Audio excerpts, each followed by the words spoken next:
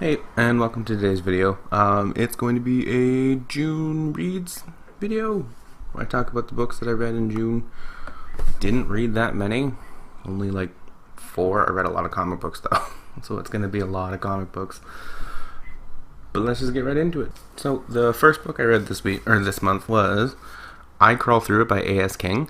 It was weird, I guess, is the best way to describe it. I don't know, it was a magical realism, but the characters in it were very strange. They all had like weird, it almost felt like it was like a case study on mental disorders, I guess is the best way to describe it. It was hard to follow exactly what was going on, and it didn't have much of a plot. It was more or less just like a character study, but it was really good. The way it's written, like with the short little brief sentences, kind of gave to the impression of just chaos, like general chaos, like rapid thoughts that you can't really focus on, and it was a really good read. If you're looking for a strange but good story, this is the one to go for. So the next book that I read was All the Light We Cannot See by Anthony Doerr.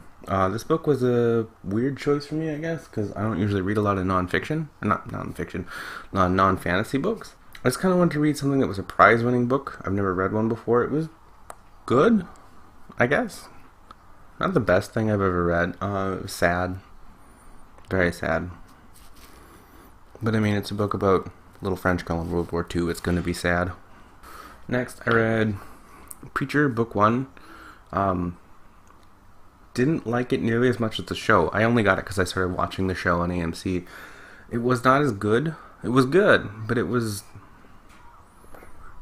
I don't know. I didn't like the way it was written. It was a lot harsher than I was expecting, which kind of threw me off a little bit. Next, volumes 5 through 8 of Wonder Woman. It showed the end of one creative team's run and the start of another one, and it was kind of... The end of the first team's run was good, then it switched to a new creative team, and it was a little bit iffy, because they kind of undid a lot of stuff that the previous creative team had done, but volume 8 started off really good, ended really good. I'm excited to see where this new creative team has gone. The new Wonder Woman redesign is so good.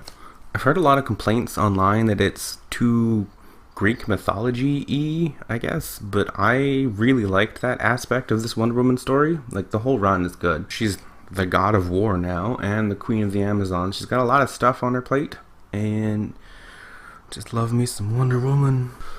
Next up are SpiderGwen 0 and 1. Went into this not knowing anything about SpiderGwen. Came out of this still kind of not knowing much about her. Like the costume design, like the character. I don't understand the universe this takes place in. I'm assuming it's an alternate one because Peter Parker's dead, but other than that, it was good. I look forward to the next one so I can understand a little bit more of what's going on here. Gwen Stacy as Spider-Woman is great. Really though, I just kind of picked it up for the costume design, and because I kind of like the Spider Universe, but like the costume design is on point for Spider-Gwen. It's so good. Next, I read Next Top Villain. It's the first in a new series of Ever After High books, I guess. It's book 1 anyway. It was exactly what I was expecting from it. It was cute, full of good little fairy tale puns and friendship.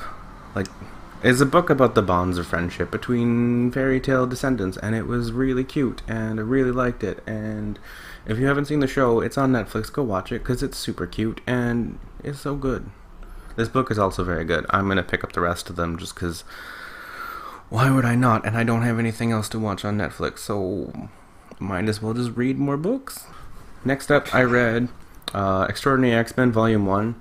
It's been a while since I've delved into the X-Men universe, and a lot has changed since then. A lot of characters are dead. A lot of characters are back from the dead. I don't know what's going on with a lot of things, but the team was led by Storm, which is the main reason I picked it up, because Storm is amazing, and of course she's amazing in this book. I don't know some of these characters. Like, I don't know who Magic is. I don't know... Well, I guess just Magic. I don't know who Magic is. It was good. It was a good jumping on point. It left some things unanswered about the history, but I mean, I can just do a little Google search and figure all that out. But yeah, if you're looking for a place to jump back onto the X-Men universe, this is a pretty good choice. I liked it. I'm always a fan of the way that Ramos draws characters. They always look so good. And last and kind of least, I finished, oh, this doesn't have a cover, The Skull Throne by Peter V. Brett. It's the 4th book in the Demon Cycle series, and I've been reading them for years. This was the weakest entry, I'd say, into the series. It just kind of felt like weird filler in between the 3rd book and the last book. Like, there's some important character development and deaths. My favorite character is dead now, which is great, I guess. But it just didn't feel like it was a good story, I guess, is the problem I have with it. I'm still going to pick up the final one. Like, why would I not? I'm 4 books deep now. Might as well just get the last and call it done. I was really disappointed with this one. And that's it. Those are all the books that I read in June. There's a lot more than I thought. I mean, most of them are comic books, but I mean, that's still reading. I guess that's it for this video. I will see you next time with something. Yeah. Bye.